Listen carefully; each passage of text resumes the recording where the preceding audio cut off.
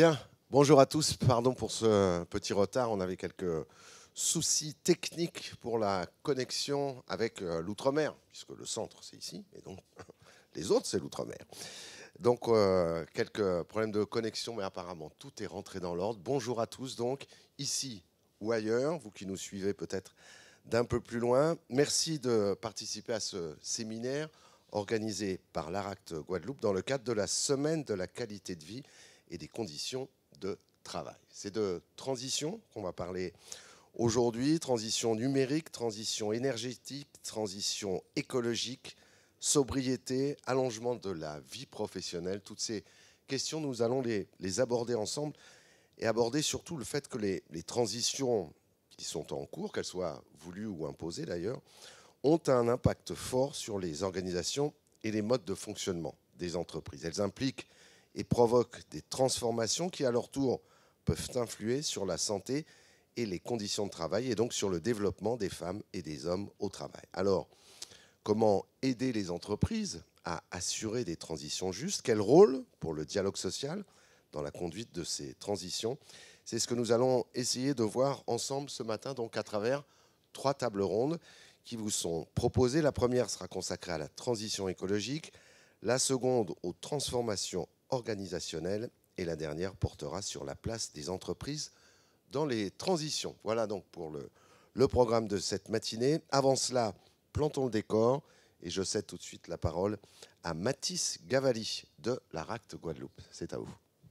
Bonjour à tous. Alors merci d'être présent à cet événement, à cette conférence débat. C'est vrai qu'on a eu beaucoup d'inscrits et ça montre l'intérêt pour la thématique aujourd'hui.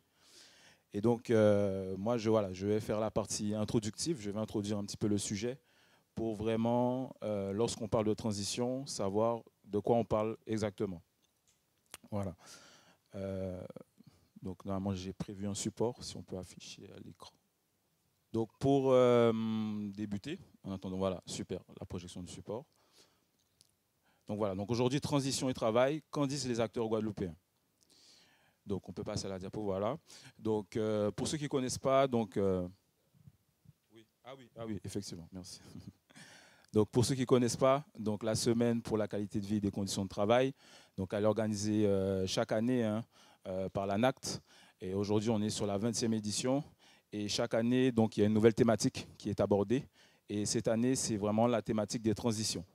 Et donc, déjà, lorsqu'on parle de transition, c'est de quoi parle-t-on? Et donc, on peut voir déjà à l'écran qu'on distingue en tout cas 3 types de transitions. On va les voir. Les transitions écologiques, les transitions numériques, les transitions sociétales. Et tout ça, bien évidemment, ça a un impact aujourd'hui sur la manière de travailler, sur les organisations et sur les entreprises. Voilà. On peut passer. Alors, ouais, du coup, c'est moi.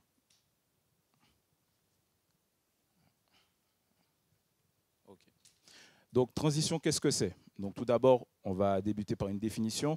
Donc, on peut retrouver plusieurs définitions. Donc, déjà, première définition donnée par le Larousse. Donc, la transition, c'est le passage d'un état à un autre, en général lent et graduel, aussi état intermédiaire. Voilà, donc état entre deux. Une autre définition donnée par le ministère de la Transition écologique. La transition désigne également un processus de transformation au cours duquel un système passe d'un régime d'équilibre à un autre. Voilà.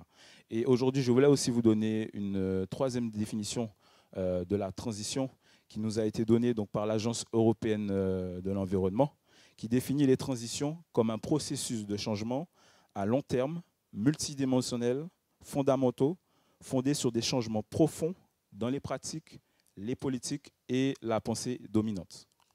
Donc voilà 3 définitions aujourd'hui pour que vous puissiez vraiment mieux appréhender en tout cas de quoi parle-t-on lorsqu'on parle de transition. Et donc, comme vous le savez, aujourd'hui, nous vivons dans un monde en constante mutation.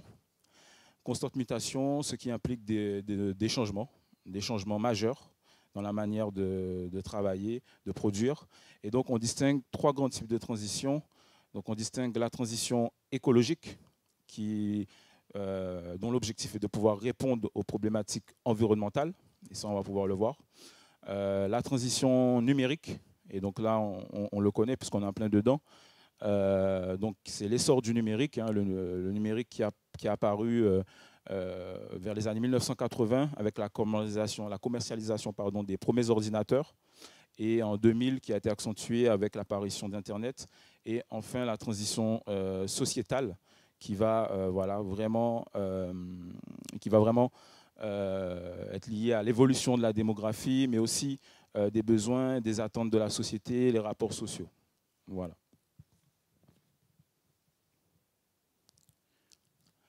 Donc, pour maintenir leur performance, répondre aux enjeux environnementaux, mais aussi pour faire face aux évolutions de la population, les entreprises doivent être capables de s'adapter et donc de conduire leur transition. Donc, on va passer en revue les 3 grands types de transition. Je vais vous donner quelques données. Donc, la transition numérique, on retrouve principalement donc, 3 grands champs. On a le numérique, on a aussi l'intelligence artificielle, on parle de plus en plus de l'intelligence artificielle, et la cybernétique qui va être liée à la robotisation. Et donc, au niveau des chiffres, donc voilà, aujourd'hui on voit que le numérique est en plein boom. 99% des entreprises françaises aujourd'hui ont accès à Internet. Voilà, 84% des Français ont accès à un smartphone. Et on peut voir aujourd'hui que voilà, le commerce aussi s'étend donc en ligne, puisque 74% des Français aujourd'hui ont réalisé au moins une commande en ligne au cours des 12 derniers mois.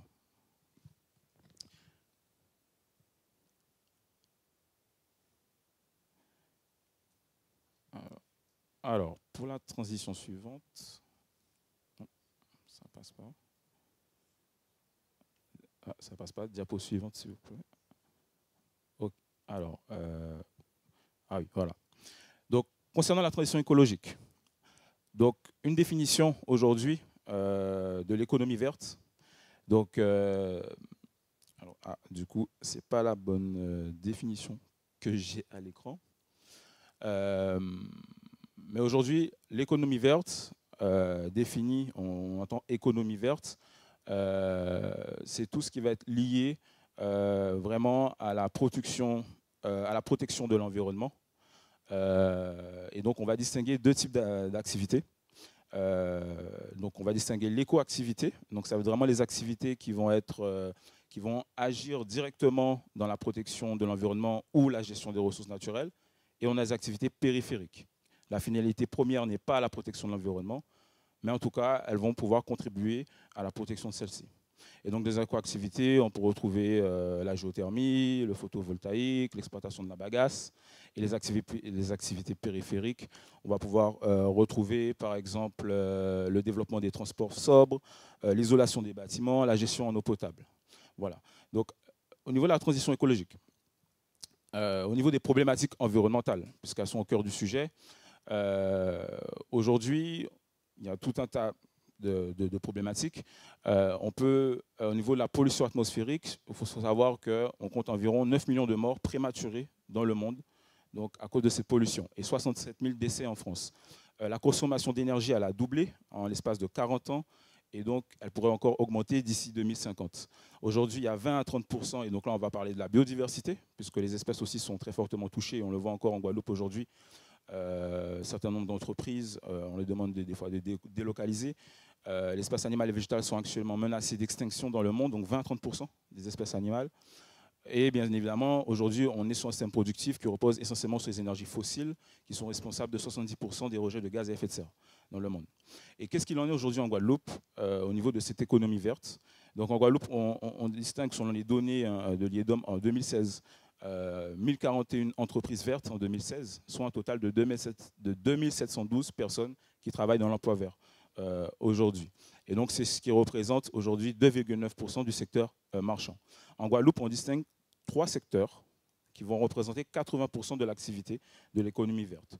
On va retrouver le secteur donc, de la gestion des espaces naturels et la protection de l'environnement, le secteur des énergies renouvelables et la maîtrise de l'énergie, également donc, la gestion et la valorisation des déchets. Et enfin, pour la dernière transition, ça ne marche pas. Ah, ouais, ok.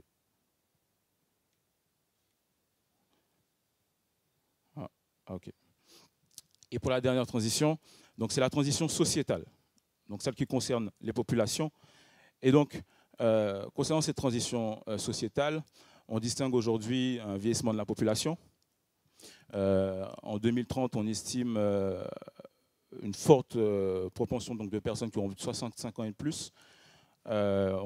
Aussi l'accroissement des maladies chroniques évolutives qui touchent nos populations, la féminisation au travail, la pyramide des âges donc dans les collectifs de travail qui est liée au vieillissement de la population, et également l'évolution des attentes sociales.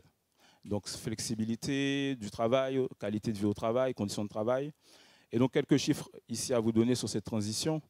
Donc voilà, au niveau des personnes âgées, elles représentent, donc les personnes âgées de moins 65 ans représentent 20,5% de la population. En Guadeloupe, les plus de 60 ans représenteront 31% de l'ensemble de la population d'ici 2030, ce qui est énorme. Et au niveau, par exemple, des maladies chroniques évolutives, près de 30 000 nouvelles admissions en affection longue durée ont été enregistrées entre 2017 et 2019. Voilà, donc une moyenne de 9 987 nouvelles admissions par an.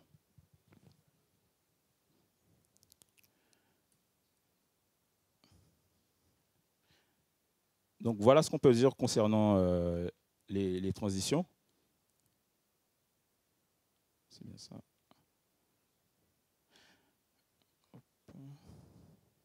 Pas facile le bouton, ok. Donc l'ANACT a réalisé une consultation cette année, hein, dans le cadre de cette semaine pour la qualité de vie et les conditions de travail, une consultation sur la transition écologique et les conditions de travail. Donc c'est une consultation qui a été réalisée sur 1396 personnes qui ont pu répondre à cette enquête et dont l'objectif était de vraiment appréhender la sensibilité écologique des structures, des entreprises et d'apprécier le lien entre transition écologique et conditions de travail. Donc quelques résultats à vous donner. Donc 63% des répondants déclarent que leur structure s'est engagée dans une démarche RSE.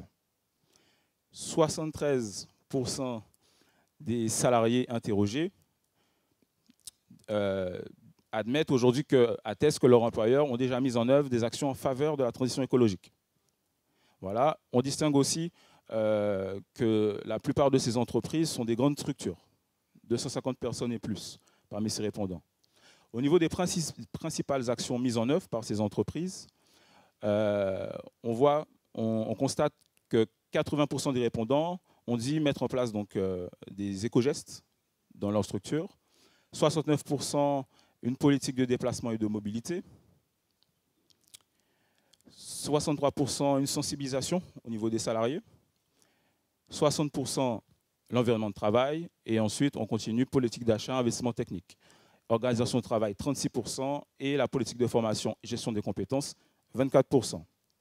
Ce qu'on peut retenir aussi ici de cette enquête, c'est que concernant le lien avec les conditions de travail, 54% des répondants estiment que la crise écologique aura des effets néfastes sur leur santé. Donc c'est quand même une bonne part des répondants. 38% pensent qu'elle aura des effets néfastes sur leurs conditions de travail. 86% pensent que l'amélioration des conditions de travail, donc, qui est liée à la transition écologique, 86% pensent qu'il y aura une amélioration des conditions de travail par rapport à cette transition. Et enfin, 35% pensent que la crise écologique va donner un sens au travail. Voilà. Donc ça montre tout l'intérêt aujourd'hui des conditions de travail, et donc ça soulève aujourd'hui de nombreux enjeux au sein des organisations, au sein des entreprises, en termes de conditions de travail. Voilà. Hop.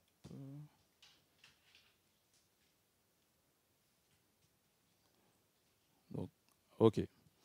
Et donc, voilà au niveau des enjeux au travail.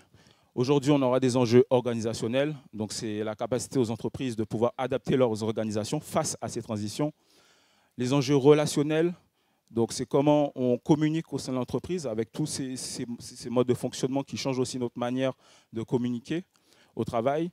C'est cet enjeu de santé au travail, c'est les enjeux aussi de management, donc aussi comment on va pouvoir manager les équipes, les enjeux de conciliation comment on va pouvoir articuler avec cette manière de fonctionner la vie personnelle et la vie professionnelle, des enjeux de compétences, puisqu'il faudra bien évidemment, lorsqu'il y a transition, il faudra bien évidemment former les salariés à ces nouvelles manières de travailler, et enfin des enjeux d'égalité professionnelle et donc l'éthique au travail. Voilà. Donc voilà pour cette partie ici, c'était pour poser le cadre. Voilà, je vous remercie pour votre attention.